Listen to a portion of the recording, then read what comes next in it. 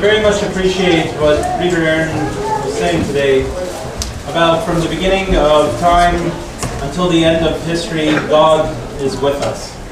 And we see that manifestly here at St. Silouan.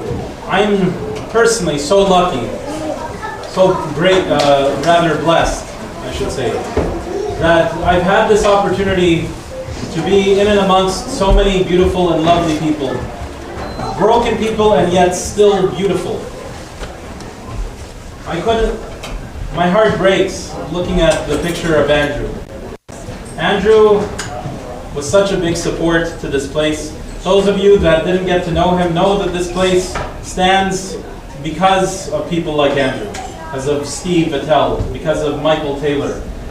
I really wish you had known these people, because they were very interesting, very quirky in their own way too. You know, right after we came into, that we reconstituted as a parish over at St. George for a number of months, and then before we moved here, you know, there was, as I've mentioned before, and I say this mostly for those of you that didn't really perhaps know the parish at that time, there was a lot of mixed feelings. There was, you know, trepidation, there was maybe perhaps a little bit of excitement, but it was mostly, I would say, difficult feelings. And being the priest who was supposed to carry that forward, that was really difficult for me. I can tell you very personally, knowing that everybody else was feeling like they were carrying the weight of the world in some way in their heart, then me having to walk with that. You know, usually you want everyone to just, you know, clap you forward and everything to be grand, and everyone's like, oh yeah, we'll do all of that. That sounds wonderful. But it was sort of the opposite. Everybody's sort of like, I don't know. Everything I said to a person was, I don't know. Except for people like, interestingly, the three men that we prayed for today, particularly Andrew and Steve. They were not conditional. They were gangster, right from the first moment.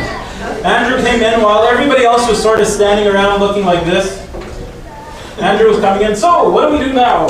And he was very just chipper and like, let's get to work. Almost like he wasn't reading the room. But that was actually the way that Andrew was. And he was just so much a bright light at a time that could have been incredibly dark if not for him. The church, and he loved the church so much. Actually, I'd say Andrew was a very articulate man, very smart, and also very verbose.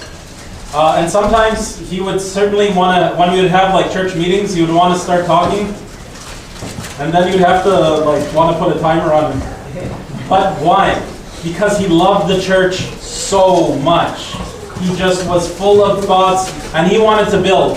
If anybody else was being a negative Nancy, hopefully there are no Nancys in here, and I'm sure if there are, you're not negative, I'm sure. If you were being a negative Nancy, he didn't have time for that. He wanted to keep going, he wanted to build. And that was good. We needed the wind in our sails in those days. You know, I wish those of you that remember him, maybe continue to honor his memory, and do as he did, and cheer on the church, and see in it potential that maybe we ourselves have yet to see, so that others can come and find shelter here. Those of you that don't know him, you can thank God for him, because people like him made an opportunity for you to find shelter here. This is a good example. I really miss Andrew. All of those pictures are very beautiful of him.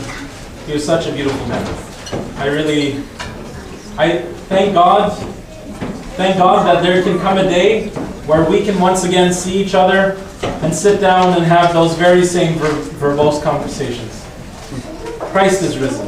He is risen.